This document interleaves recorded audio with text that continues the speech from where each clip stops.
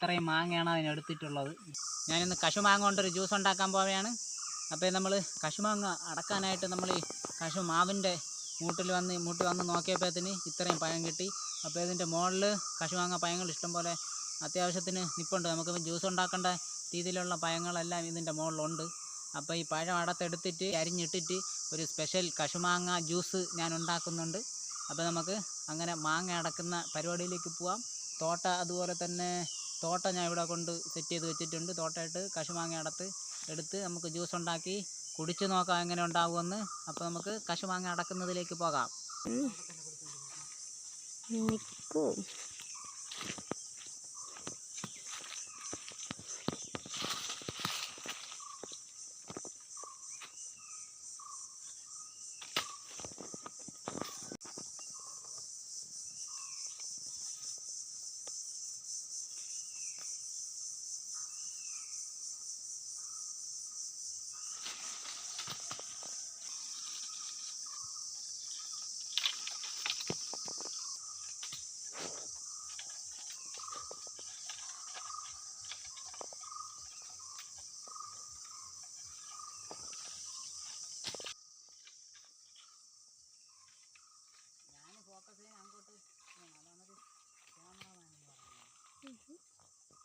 ഞാൻ എങ്ങോട്ടാണ് ശ്രദ്ധിക്കുന്നത്? അപ്പോൾ എന്നെ പിടിക്കണം, ഞാൻ ശ്രദ്ധിക്കണം, അതിലോട്ട് പിടിക്കണം.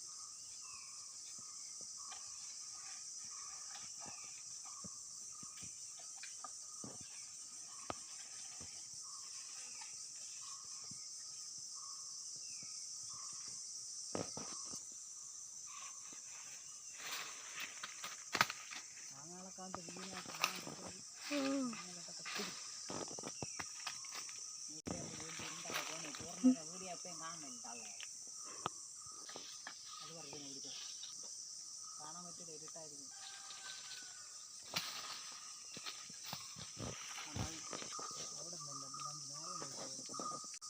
അവിടെ നിന്ന് പിടിച്ചാൽ കിട്ടുമോ?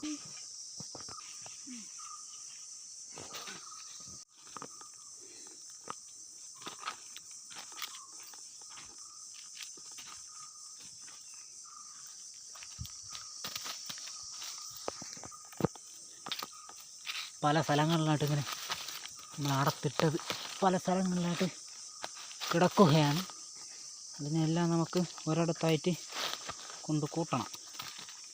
ഇതിൽ ചുവപ്പ് പഴമുണ്ട്, മഞ്ഞപ്പഴമുണ്ട്. അപ്പോൾ ചുവപ്പ് പഴത്തിനെയും കാട്ടി കുറേ കൂടെ എനിക്ക് തോന്നണത് മധുരമുള്ളത് ഈ മഞ്ഞപ്പഴം എന്നാണ് തോന്നണത്. മഞ്ഞല്ല, ഒരു ഓറഞ്ച് കളറിലുള്ള ഈ പഴം എന്നാണ് എൻ്റെ ഒരു തോന്നൽ. അങ്ങനെ അത്യാവശ്യം നമുക്ക് ഞാൻ ഉദ്ദേശിച്ച രീതിയിലൊരു ജ്യൂസ് ഉണ്ടാക്കാനുള്ള മാങ്ങാപ്പഴം നമുക്ക് കിട്ടിയിട്ടുണ്ടാകും. നമുക്ക് ഇത്രയും മാങ്ങ കിട്ടിയിട്ടുള്ളത്. ഇതിൻ്റെ കശുവണ്ടിയൊന്നും ഇതുവരെ നമ്മൾ മെരുക്കി മാറ്റിയിട്ടില്ല. അപ്പോൾ ഈ കശുവണ്ടി എല്ലാം ഇരുന്ന് മെരുക്കി മാറ്റിയിട്ട് ഈ മാങ്ങ മാത്രം നമുക്കെല്ലാം എടുക്കണം. മാങ്ങ മാത്രം എടുത്ത് കഴുകി സെറ്റ് ചെയ്തിട്ട്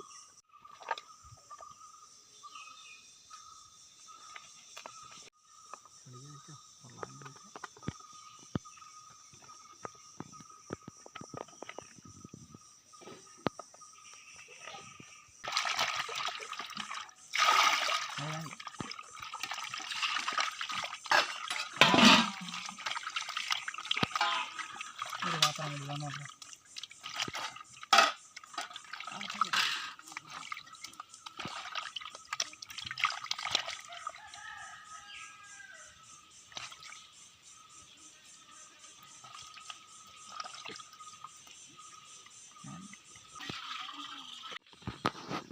അപ്പോൾ നമുക്ക് ജ്യൂസ് ഉണ്ടാക്കുന്ന പരിപാടിയാണ്. ഇനിയിപ്പം കഴുകി എല്ലാം സെറ്റായി കൊണ്ട് വന്നിട്ടുണ്ട്. അപ്പോൾ ഇതിനെ അരിഞ്ഞിട്ട് ഇതുപോലെ ചെറിയ ചെറിയ പീസാക്കി ഇട്ടിട്ട് ഇതുപോലെ ചെറിയ ചെറിയ പീസാക്കി അരിഞ്ഞെടുത്തതിന് ശേഷം അതിൽ ശകലം പഞ്ചസാരയും, ഇത് ഹോർലിക്സിൻ്റെ കുപ്പിയാണ്, ഇതിനകത്ത് നമ്മൾ പഞ്ചസാരയാണ് എടുത്ത് വെച്ചിരിക്കുന്നത്. അതുപോലെ ഉപ്പുമുണ്ട്, ശകലം ഉപ്പും ഇട്ട് പഞ്ചസാര ഇട്ടിട്ട് നമ്മളിതിനെ അടിച്ച് കുഴച്ച് കലക്കിയെടുക്കും. കലക്കിയെടുത്തിട്ട് കഴിച്ച് നോക്കാം എങ്ങനെ ഉണ്ടാവുമെന്ന്. നല്ല ടേസ്റ്റാണ് സംഭവം, ടേസ്റ്റ് ആയിരിക്കും, നോക്കാം, ചെയ്ത് നോക്കാം അങ്ങനെ. അപ്പോൾ നമുക്ക് അതിൻ്റെ പരിപാടി എങ്ങനെ ചെയ്യുകയാണ്, ഞാൻ ഇതാ തുടർന്ന് പോവുകയാണ് സുഹൃത്തുക്കളെ. ഇതുപോലെ ചെറിയ ചെറിയ പീസാക്കി അരിഞ്ഞ് ഇട്ടിട്ട് നമുക്ക് പഞ്ചസാരയും ഉപ്പും ഇട്ടിട്ട് കലക്കിയെടുക്കാം.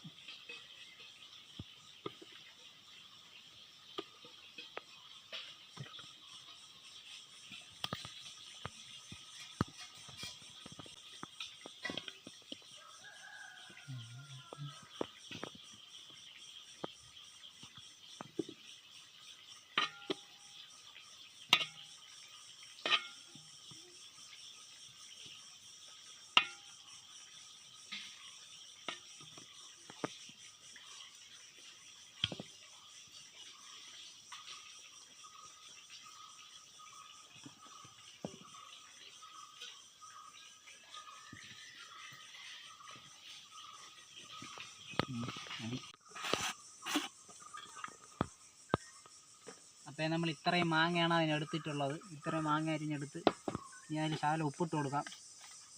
അയ്യോ, ശകലം എന്ന് പറഞ്ഞാൽ ഒരുപാട് കൂടി എന്നാണ് തോന്നുന്നത്. ഇത്രയും ഉപ്പ് അങ്ങ് ഇട്ട് കൊടുക്കാം, ശകലം കൂടി ഇട്ട് കൊടുക്കാം. ഇത്രയും ഉപ്പിട്ടതിന് ശേഷം നമ്മൾ ആ പോളീനെ അടച്ചവിടെ മാറ്റി വെച്ചതിന് ശേഷം പഞ്ചസാര കുറച്ച് തട്ടി കൊടുക്കാം. എന്തായാലും മതിയാവും ആയിരിക്കും. നമുക്കിതെല്ലാം കൂടി ഒന്ന് മിക്സടിച്ച് കലക്കി നോക്കാം.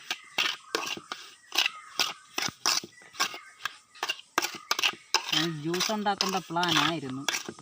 അങ്ങനെ ഇത് ഉണ്ടാക്കി വന്നപ്പോൾ ജ്യൂസും അല്ല സർവത്തും അല്ല, എന്തെങ്കിലും ഒരു കറിയുടെ രൂപത്തിലാണ് സംഭവം ആയത്. എന്തായാലും നമുക്കൊന്ന് കഴിച്ച് നോക്കാം. ഇതെനിക്ക് തോന്നുന്നതിനെ ഒരു 2-3 നാരങ്ങ നീരൊക്കെ ഒഴിച്ചൊരു 2-3 ദിവസം വെച്ച് കഴിഞ്ഞാൽ ഇത് ചിലപ്പോൾ നല്ല ടേസ്റ്റായിട്ട് മാറാൻ നമുക്ക് സാധ്യതയുണ്ട്. എന്തായാലും നമുക്ക് ഇത് സംഭവം ഇത്രയേ ഉള്ളൂ, ഇതിൻ്റെ പരിപാടി ഇത്രയേ ഉള്ളൂ. ഇതിൻ്റെ പരിപാടി കഴിഞ്ഞിട്ടുണ്ട്. പഞ്ചസാര തട്ടി ഉപ്പും തട്ടിയിട്ട് നമ്മൾ കടുപ്പ് മാറാനായിട്ട് ഉപ്പിട്ട്, മധുരത്തിന് കുറച്ചൊരു ശകലം കൂടി, ഈ മാങ്ങാപ്പഴം മധുരമുണ്ട്, പിന്നെ ശകലം കൂടി മധുരം കിട്ടാൻ വേണ്ടിയിട്ട് പഞ്ചസാരയും കൂടി ഇട്ടെന്നേ ഉള്ളൂ. എന്തായാലും ഇതൊന്ന് നമുക്ക് കഴിച്ച് നോക്കാം എങ്ങനെ ഉണ്ടാവുമെന്ന്.